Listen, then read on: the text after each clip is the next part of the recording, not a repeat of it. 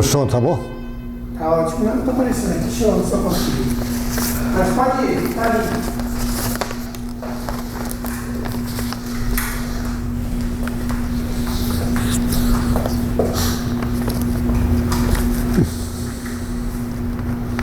Vamos lá. 1, 2, tá bom, né? 3, 4. Pode ir, toca. O discurso de Paulo em Atenas. Livro do Atos dos Apóstolos, capítulo 17.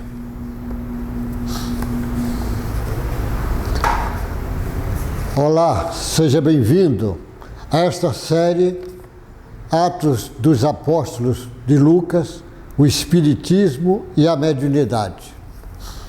A gente vem falando desse caminho. A mediunidade que explica uma série de coisas que tem no livro Atos dos Apóstolos. E a mediunidade ela vem começar a ser entendida cientificamente e filosoficamente a partir do Allan Kardec. Então o livro dos médiuns é a base inicial de entendimento da mediunidade. E neste capítulo nós vamos chamar a atenção de o título que ficou assim no capítulo 17, no versículo 16. O Lucas escreve e o Ferreira traduz na Bíblia atualizada do Ferreira, que é que eu tô lendo, estou acompanhando. Então, nesse capítulo é o discurso de Paulo em Atenas. Ele diz: enquanto Paulo os esperava em Atenas, os esperava porque Paulo tinha sido mandado para Atenas pelos amigos, porque lá em Beléia ele teve que sair porque estavam fazendo confusão, os fariseus estavam fazendo confusão com ele. E para evitar intrigas maiores, brigas, ele foi embora. Depois ele voltaria lá para Beléia outras vezes, mas dessa vez ele foi. E ele estava em Atenas e esperava o Timóteo, o Silas, que ficou lá em Beléia e que viria encontrá-lo. Ele disse: enquanto Paulo os esperava em Atenas, o seu espírito se revoltava em face da idolatria da cidade. Por isso falava na sinagoga com os judeus e os gentios piedosos. Também na praça, todos os dias, com que se encontrava ali, e alguns dos filósofos epicureus e estoicos discutiam com ele, havendo quem perguntasse: que quer dizer esse tagarela? Outros diziam: parece pregador de deuses estranhos. Diziam isso porque Paulo pregava Jesus e a ressurreição. Vamos rever para poder entender. Atenas, aquele centro cultural imenso, que ainda na época do Paulo. Lógico, lá atrás foi mais.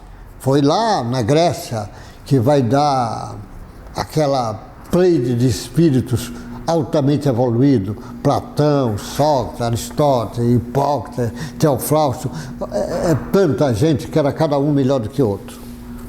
E espírito de alta envergadura na política, na arte, em todos os tipos de artes, no teatro, na música, no esporte, em todos os tipos foi uma pleide de espírito altamente evoluído que encarnaram ali na Grécia para espalhar aquele conhecimento, que depois os próprios romanos iam pegar aquele conhecimento e ia levar através da sua mania conquistadora de terras que os romanos tinham. Então ele está dizendo que ele, enquanto estava lá, vendo aquelas cenas, aquelas quantidade de deuses imensos que tinha na Grécia, prédios, luxos, grandes construções, deuses feitos de ouro, de prata, de mármore, esculpido pelos melhores artistas que tinha lá na Grécia. Ele vendo toda aquela idolatria, ou seja, o olhar de Deus dele, numa visão do paganismo, ele aproveitava e falava bastante lá nas sinagogas, e quando não estava na sinagoga ele falava nas praças, porque as praças também juntavam, e o grego ele estava sempre pronto, o povo de Atenas, a escutar quem estava trazendo novidades. E o Paulo parecia para eles inicialmente trazendo novidades. Um filósofo novo que está surgindo aí, está falando de um Deus novo que nós não conhecemos ainda, está falando desse tal de Jesus. É assim que eles interpretavam. E o Paulo ia aproveitando. Dizia isso porque Paulo pregava Jesus e ressurreição. Então, tomando consigo, levaram ao Areópago, dizendo: podemos saber que nova doutrina é essa que você ensina? Pois você nos traz aos ouvidos coisas estranhas e queremos saber o que vem ser isto.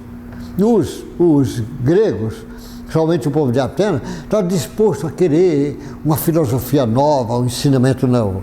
Então você vê, tinha lá, como ele diz, os epicuristas. Epicuro, a visão materialista, que é tudo matéria. E os epicuristas que não tinham uma visão materialista como tem hoje, porque hoje o Nietzsche é pior ainda, não é nada. Pelo menos o epicurista que ele estava na matéria, o Nietzsche desconjunta até a matéria. E ele vai falando epicurista, e os estoicos, como ele fala também, além dos epicuristas, eles também escutavam os estoicos, que tinham uma visão mais panteísta de Deus. Então levaram para falar agora no Areópago, disse, e ele foi lá falar. Que coisa é essa, que novidade é essa que você tem para falar? E lá é como se fosse um lugar próprio para os grandes filósofo falar, e ele começa a falar, o Paulo, no discurso dele. Por isso que o título é Discurso de Paulo em Atenas. Porque o Paulo, com essa visão cristã dele, ele usava sempre a técnica. Falava nas sinagogas, depois falava nos outros grupos. Aqui, olha como é que ele fez. Falou nas sinagogas, mas falou também na praça. Jesus usava muito essa técnica. Olha lá, Jesus falava nas sinagogas, falava nas praças, falava nos barcos, falava nas casas das pessoas, falava no campo, falava na estrada. Ele ia usando as possibilidades para fazer as suas comunicações. O Paulo também. Então, só que o Paulo levava sempre na direção do Cristo. Só que essa direção é preciso ter metodologia para falar. E o Paulo, numa capacidade imensa de comunicação que ele tinha, ele usava métodos diferentes. Aqui, nesse caso, ele ia usar um método diferente, como ele falava nos outros lugares. Olha aqui como é que ele começa lá no Areópago, disse, os discursos dele. Senhores atenienses, percebem tudo que vocês são bastante religiosos. A maioria era isso, mas ele fala, religiosos. Porque andando pela cidade e observando os objetos de culto que vocês têm, encontrei também um altar no qual aparece a seguinte inscrição: ao Deus desconhecido.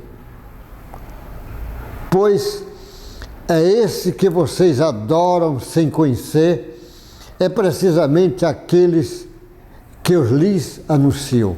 Ele disse que ele vai, já que eles tinham tantos deuses, porque tinha lá Deus de tudo, Deus Baco, Afrodite, e Deus de todo tipo, Deus Morfeu, e ele diz, eu vou falar de uma que tinha uma inscrição lá, o Deus desconhecido. Ele disse, esse Deus desconhecido que eu vou falar para vocês, que eu vou anunciar.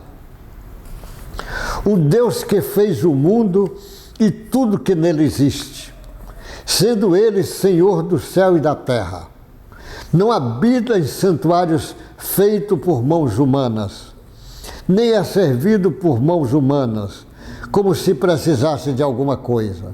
Pois se ele mesmo é quem a todos dá vida, respiração e tudo mais, de um só homem fez todas as nações que habitarem sobre a face da terra, havendo fixado os tempos previamente estabelecidos e os limites da sua habitação, para buscar Deus, se porventura tateando o posso achar, ainda que não esteja longe de cada um de nós, pois nele vivemos, nos movemos e existimos, como alguns dos poetas de vocês disseram, porque dele também somos geração.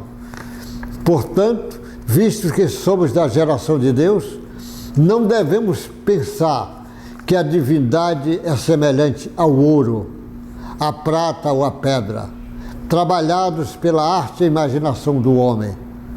Deus não levou em conta os tempos da ignorância, mas agora Ele ordena a todas as pessoas, em todos os lugares, que se arrependam, porque o Deus estabeleceu um dia em que julgará o mundo com justiça, por meio de um homem que escolheu, e deu certeza disso a todos, ressuscitando dentro dos mortos.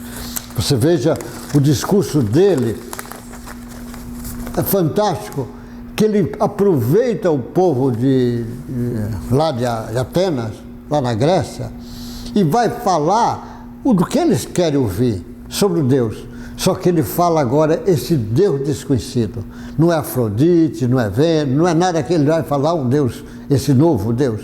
E ele fala isso, e quando ele vai falar de Jesus, aí ele vai falar de Jesus, que Jesus ressuscitou, e aí as pessoas não entenderam. Enquanto ele estava falando, sem trazer o quem foi Jesus, os atenienses estavam escutando com muito cuidado, achando que estava diante de um grande filósofo agora.